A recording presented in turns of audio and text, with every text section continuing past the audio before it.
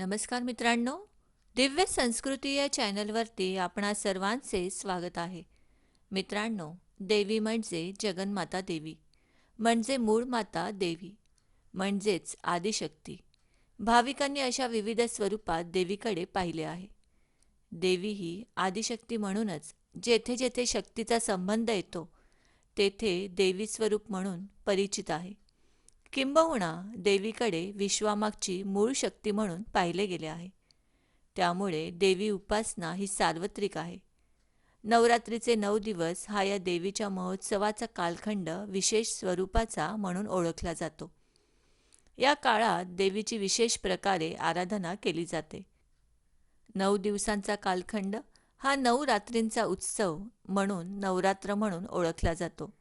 देशात असा एकही कानाकोपरा नाही की जिथे देवीचा महोत्सव साजरा होत नाही. देवी म्हणजे आदिशक्ती.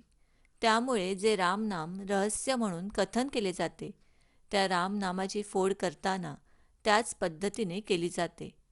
राम हा शब्द अत्यंत पुरातन मानला गेला आहे. रा म्हणजे शक्ती, म म्हणजे शिव, पराशिव आणि पराशक्ती याचा एकत्रित बोध रामनामातून होतो. या शब्दात पहिले स्थान शक्तीला आहे. मित्रांनो, तुळजापूर निवासिनी श्री तुळजाभवानी देवी म्हणजे संपूर्ण महाराष्ट्राचे कुलदैवत.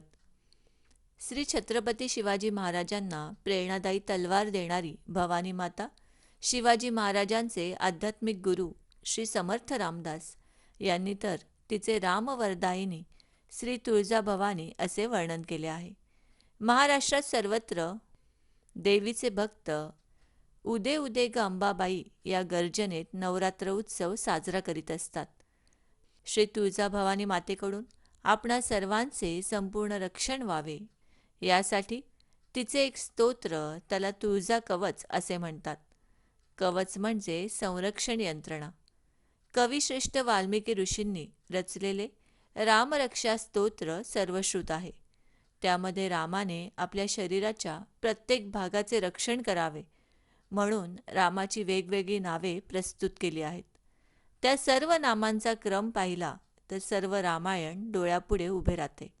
रामरक्षा स्तोत्र कधी म्हणावे, केव्हा म्हणावे, त्याचा अर्थ आणि फलश्रुती याविषयीचा व्हिडिओ याआधी आम्ही बनवला आहे. तो जर व्हिडिओ आपण बघितला नसेल तर तो व्हिडिओ देखील आवर्जून बघा. त्या व्हिडिओची लिंक डिस्क्रिप्शन बॉक्समध्ये दिलेली आहे.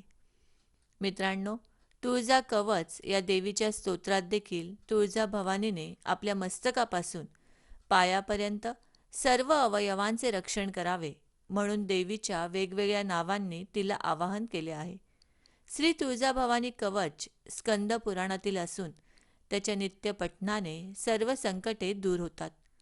ज्यांचे कुलदैवत श्री तुळजाभवानी आहे त्यांना तर याचा विशेष लाभ होईल. हे मूळ स्तोत्र संस्कृतमध्ये आहे. खास देवी भक्तांसाठी संस्कृत तसेच मराठी अनुवाद आम्ही आज या व्हिडिओमध्ये तुम्हाला सांगणार आहोत. तुळजाभवानी देवीचे ध्यान असे आहे. पूर्ण चंद्राप्रमाणे मुख, सावळा वर्ण असून पवित्र असे शुभ वस्त्र धारण केलेले आहे. विशाल मेघाच्या धीर गंभीर ध्वनीत शांत वातावरणातील स्थिर दिव्याप्रमाणे तिचे रूप आहे. 8 हातांनी युक्त बाण, चाप, शूल, गदा धारण करणाऱ्या, खडग, शंख, गदा व चक्र हाती धरणाऱ्या अशा वर देणारी अभयमुद्रा धारण करणाऱ्या तुळजाभवानीचे ध्यान करावे. श्री गणपतीला नमस्कार असो. आता तुळजा कवच प्रकट करतो. श्रीदेवी म्हणाली, हे देवेश, भक्तावर कृपा करणाऱ्या परमेश्वरा, माझ्यावरील प्रेमामुळे हे महेशा, तू हे तुळजा कवच सांग. ईश्वर म्हणाले, हे देवी, मोठ्या गुढांपेक्षाही अतिशय गूढ असे हे महान तुळजा कवच मी सांगत आहे. ते कोणालाही भलत्या सलत्याला देऊ नये. या तुळजा कवच मालामंत्राचे ऋषी म्हणजेच स्वतः श्रीराम व अधिष्ठात्री देवता श्री तुळजाभवानी आहेत. या कवचाचा छंद अनुष्ठुप आहे. या कवचाचा विनियोग श्री तुळजादेवीचा प्रसाद प्राप्त होण्यासाठी आणि जप करण्यासाठी आहे. श्री शंकर म्हणाले, तुळजादेवी, माझ्या मस्तकाचे रक्षण नारायणी, दोन्ही कर्णमुळांचे कानांचे रक्षण करो. माझ्या मुखाचे रक्षण महामाया, कंठाचे रक्षण भुवनसुंदरी करो. दोन्ही हातांचे रक्षण विश्वमाता, तसेच हृदयाचे रक्षण शिववल्लभा करो. नाभीचे रक्षण कुंडलिनी, गुडघ्याचे रक्षण जान्हवी, तसेच पायांचे रक्षण आणि सर्व तीर्थाप्रमाणे असणाऱ्या पायांच्या टोकांचे रक्षण पापनाशिनी करो. पूर्वेकडे इंद्रायणी, तर आग्नेय दिशेकडे आग्नेय देवी रक्षण करो. दक्षिणेकडे नारसिंही, तर नैऋत्येकडे खडगधारिणी रक्षण करो. पश्चिमेकडे वारुणी आणि वायव्येकडे वायुरूपिणी, उत्तरेकडे पाश धारण करणारी देवी, तर ईशान्येकडे ईश्वरी रक्षण करो. उध्व दिशेकडे ब्रह्माणी, तर अधो दिशेकडे वैष्णवी रक्षण करो. शरीरातील अशा 10 दिशांचे रक्षण भुवनेश्वरी करो. हे सर्व शरीराचे करणारे असे दिव्य कवच सांगितले. हे भूतबाधा आणि ग्रहपीडा कायम दूर करणारे आहे.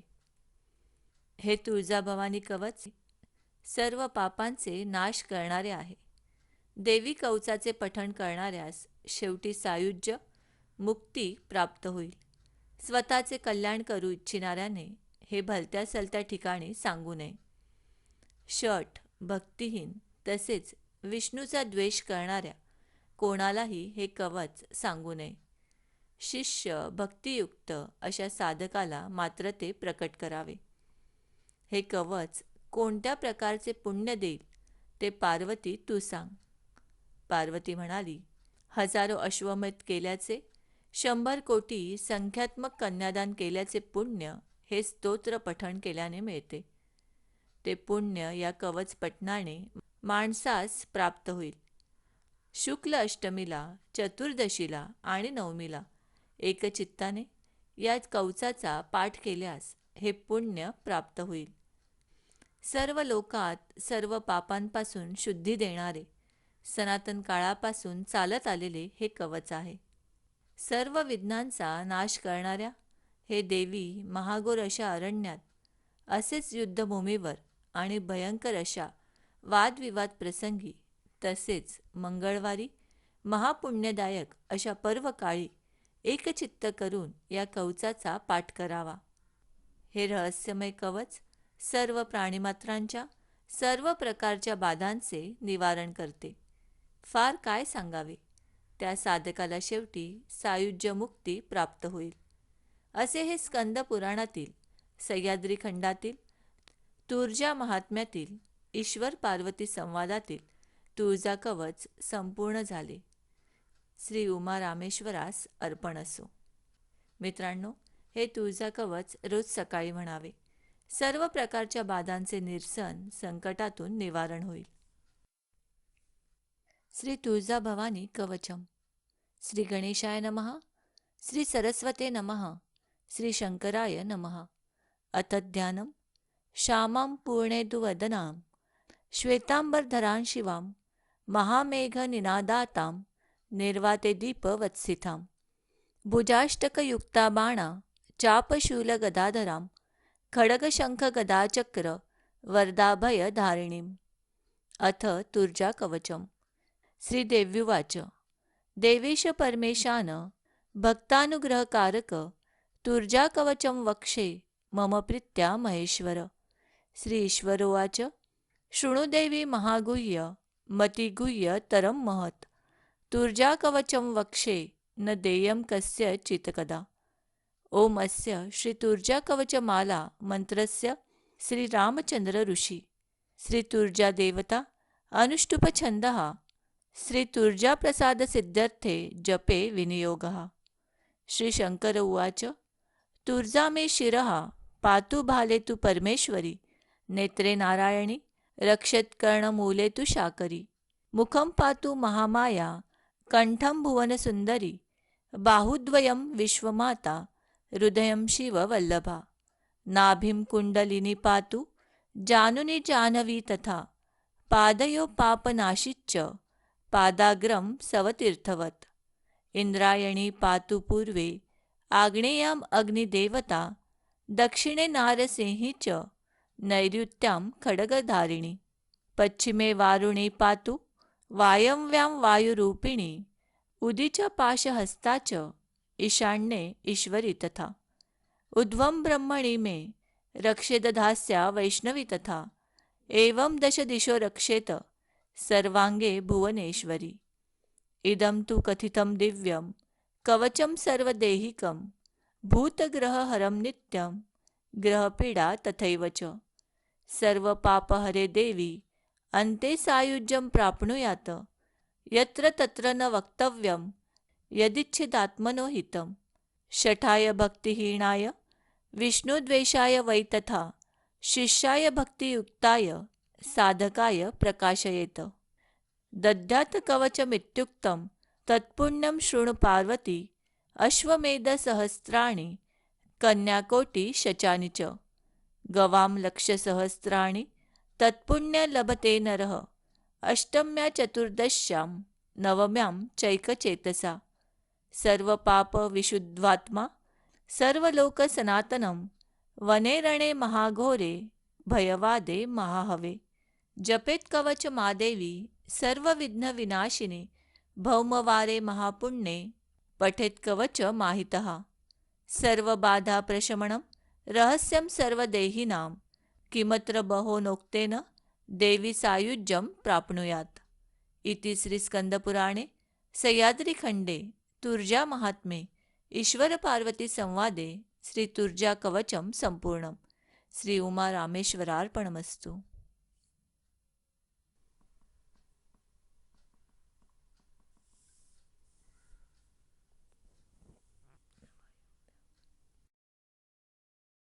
मित्रांनो, आम्ही अपेक्षा करतो की आम्ही सांगितलेल्या माहितीचा तुम्हाला सर्वतोपरी लाभ होईल। माहिती आवडली असल्यास ही माहिती तुम्ही मित्रपरिवाराबरोबर शेअर करा आणि अजूनही जर तुम्ही दिव्य संस्कृती या चॅनलला सबस्क्राईब केलं नसेल तर आमचे नवनवीन व्हिडिओ पाहण्यासाठी चॅनलला आजच सबस्क्राईब करा। धन्यवाद।